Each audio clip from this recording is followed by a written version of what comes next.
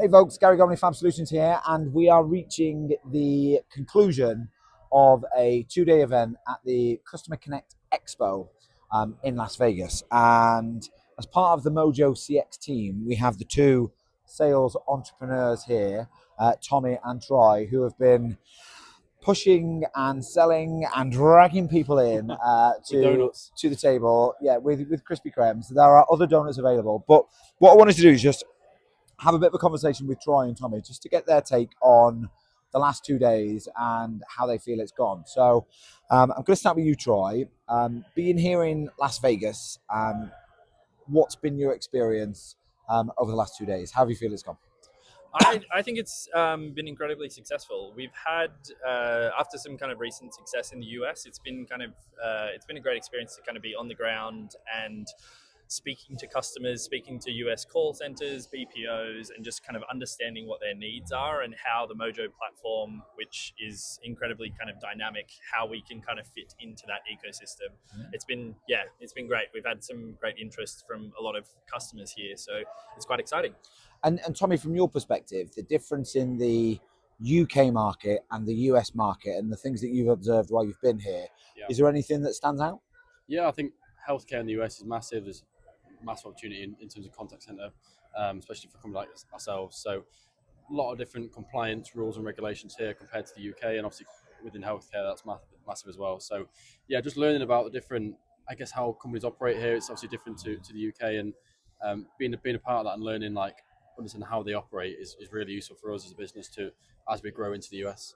Awesome. Yeah, I think the markets I've observed are very, very different in terms of the regulations, in terms of the appetite for using this kind of technology. There's been a very clear requirement for an AI first approach, which I think is really awesome. Just curious around your views on, I suppose, what is it about the Mojo CX product that you find people gravitate to the most? What are the bits that they find most popular when you talk to them about demos and the overarching product? Let's start with you, Tommy, and then I'll get your input, Troy. Yeah, I think a big thing for contact center space is upskill and retention. Obviously, massive attrition rates within contact centers. A lot of tasks are quite repetitive. Agents are leaving after 3 to 6 months. So, I think something for us is to make sure that agents are being upskilled quickly. So, speed to competency is massive, and making sure that they're getting the right training and actually enjoying their job and taking away from those sort of automating tasks that are potentially repetitive and boring. That's something that's been really massive for us. Yeah, so reducing some of that cognitive overload that they've got in that initial onboarding phase, I think is really important. Exactly, yeah. Troy, how about you? Is there any specific facet of the product that people gravitate to the most that you think stands out? Yeah, I think because of the complexity of a lot of the operations here, in the way in which a lot of their call flows kind of differ from customer to customer, I think the kind of Mojo ability to kind of map all of that out, and then also to just shine a light onto a lot of the conversations that they're having. I think there's been a big, at least from the customers that I spoke to, they didn't really have much of an analytics understanding of what's happening under the hood in their call centers and whatnot. So I think Mojo's ability to kind of capture that and to extract in a number of different ways a large wealth of data, I think has been quite exciting to see. And I'll stick with you, Troy, because I think the Mojo CX product, people talk conversation analytics, and sometimes they're not exactly sure as to what actual aspect of the contact center it improves. But if we think about customer experience as a theme, what is it about the Mojo CX product that can help contact centers improve their customer experience by using your product? Yeah, I think auto QA, the ability to extract a lot of the kind of the hidden meaning behind a lot of the conversations. I think shining a light there, you can actually extract why are our customers calling, and what are the kind of sticking points, like where are they getting frustrated, There's that friction point. where the friction point. I think like I mentioned, shining that light, it means you can actually address those issues and really drill down, and whether it might be through things such as like fluency issues or like a lack of understanding, our ability for our models and whatnot to do that, to understand that and extract that extra value.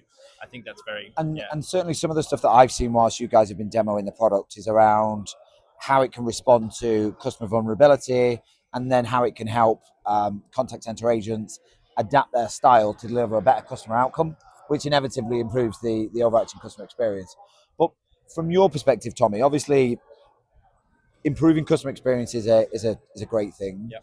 But how do you see the product, and what's some of the feedback that you get from customers around how it improves employee experience just as much as it improves customer experience? Well, yeah, for the employee perspective, it's a case of obviously having the right platform that's easy to use, right?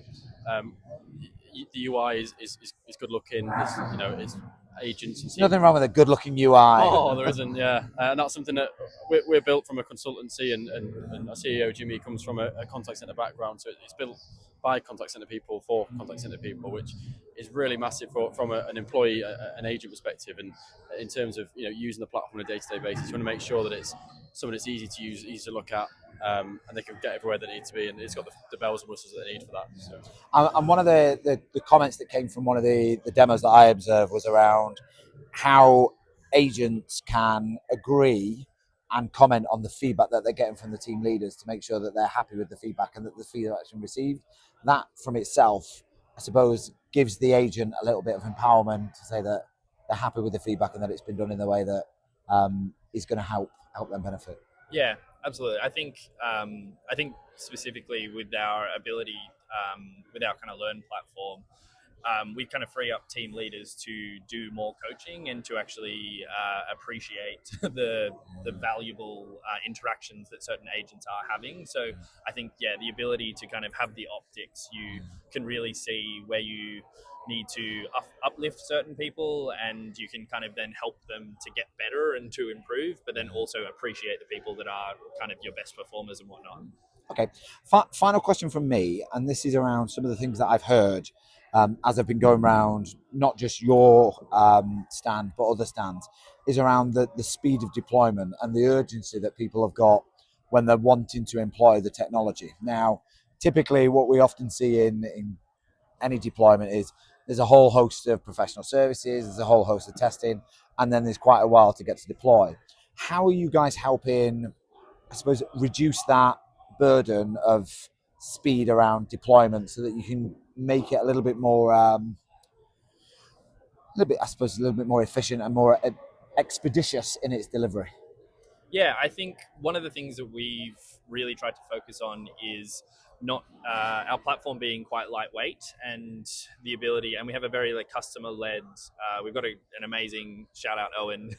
He's he's an absolute wizard when it comes to onboarding people, and I think our lightweight platform means that we can stand it up in a fraction of the time of a lot of our competitors. So that kind of a lot of the heavy lifting not being on our side means that we can kind of free ourselves up to make sure that our customers are getting the most out of the platform and seeing the value as quickly as possible. Brilliant. And if there was one takeaway, Tommy, that you've got from this event that's going to stick with you going into other events, what would you say that is? I think from this event especially, there's a lot of tech vendors out here, right? There's similar, there's a lot of speech analytics vendors here, and it's how do you differentiate yourself from those vendors? And the great thing about Mojo is we're a cost-effective platform.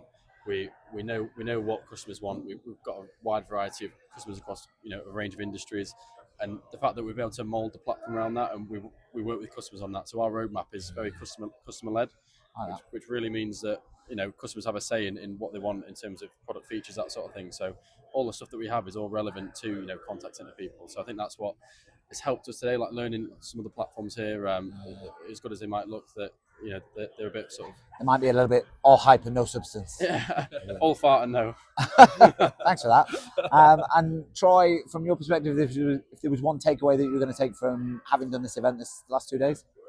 I think from my perspective, I think it's just been great to see that the Mojo platform is so adaptable across regions, across all the different verticals.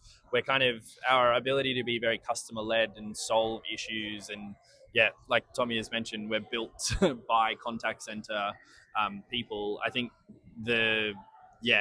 just seeing that resonates across the US means, where else can we take it in the world? And it's exciting to see. Well done on a great 2 days. Thanks very much for having me. Thanks for being here, Gary. It's been being great. being on the We love interview you. panelist. You didn't have to say that. I'll pay you later. But thanks very much for everybody who's maybe watched something over the last kind of couple of days. I hope it's been useful. I hope you've taken away some good stuff from it. And as ever, feel free to post your comments in the chat below. And see you all again soon. Take care. Bye bye. Cheers, everyone.